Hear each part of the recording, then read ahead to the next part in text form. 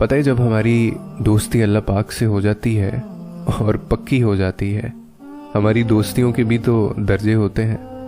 अल्लाह पाक से दोस्ती होना काफ़ी नहीं है, अल्लाह पाक से पक्की दोस्ती हो जाना काफ़ी है। तो और जब ऐसा हो जाता है ना, तो ना ही हमें कोई गम रहता है और ना ही हालात अजीब लगते हैं, क्योंकि हमें एक यकीन होता है इस बात का कि अल्लाह संभाल लेगा। जिनका तवक्कुल और यकीन अल्लाह पर मजबूत हो जाए, वो किसी हाल में भी मायूस नहीं होते, चाहे कोई उनके साथ हो या ना हो।